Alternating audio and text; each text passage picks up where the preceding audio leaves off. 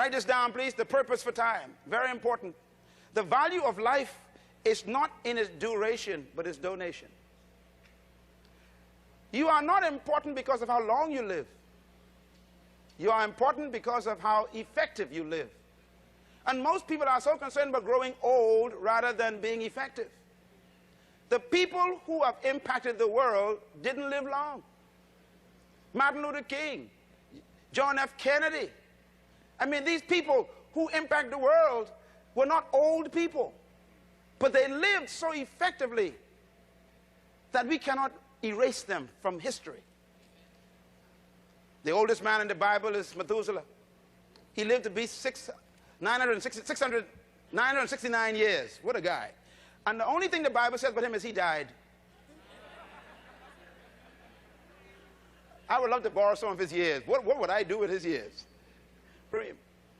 And therefore, when you have a purpose for your life, it disciplines your behavior and chooses your habits. Purpose gives life meaning.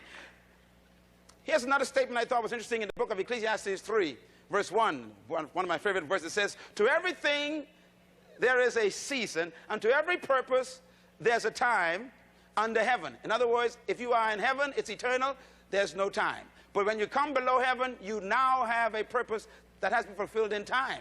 That means you were born to do something, but you ain't got forever to do it. And therefore, you are on a race between you and your grave. I always tell people my greatest motivator is death. When I think about my death, it makes me work hard. And death has been placed in my life as a timing. As a matter of fact, the next verse of that chapter says, there's a time to be born and a time to die. In other words, you got to know that there's a time you're supposed to die, and you're supposed to complete your assignment before you die. And if you die before you complete your assignment, you were killed. This is why God says he gave you time to fulfill your purpose. Look at verse 10. It says, I have seen the burden God has placed upon all men. And that burden is he has made everything beautiful in his time. The word beautiful there means matured. He gives you time to fulfill and mature everything that you were created to do. In other words, whatever you were born to do, you were given the right amount of time to do it in. Now, there are some people living on overtime right now because you haven't found your purpose and God has given you grace. You remember that there was a man who actually lived his fulfillment of his purpose, and God told him it's time to die. His name was Hezekiah. And Hezekiah, God met in person. God said to Hezekiah, you've done what you're supposed to do. It's time to die. Hezekiah argued with God. He must have been from the Bahamas. He said, God, I don't want to die now. I don't want to die now. I want to live long. God says, no, you must die now. He said, no, I don't want to die now. Give me some more years. And he begged God, and God gave him 15 extra years. In those 15 extra years, he gave birth to some of the worst kings of Israel. Tell your neighbor, die when you're supposed to.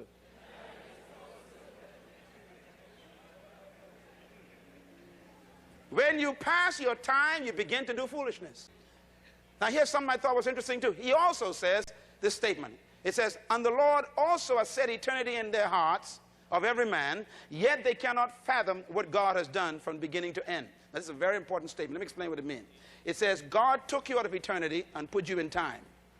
In other words, your spirit is an eternal spirit that came to this earth with an eternal purpose, but God trapped it in a body in time.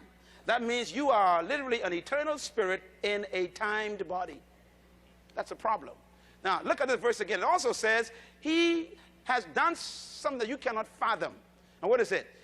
What he has done from the beginning to end. In other words, God took the beginning of your life and the end of your life and put them both in a body and put it in time. So you came to earth with your beginning and your end inside of you now. This is very important.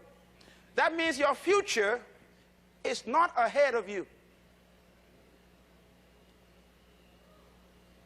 We keep thinking we're going to our future. And that's why we keep depending on people, depending on relationships, depending on connections. But your future is not ahead of you in other people's favor. Your future is trapped inside of you, and you are carrying your own raw material. And that is why your future does not depend on your external environment.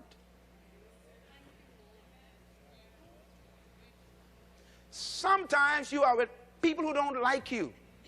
That's okay, because as long as you like you, what's inside of you will bring you through. Write this down, please. The purpose for time. Very important. The value of life. This is very important. Now, why am I so confident as a man? Why am I so confident as a human being? What makes me so confident is that one statement right there.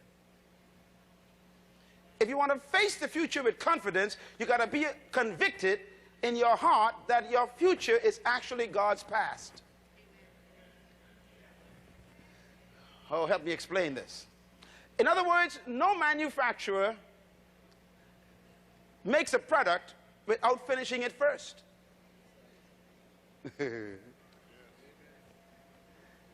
Before Ford Motor Company creates a car, it finishes it first.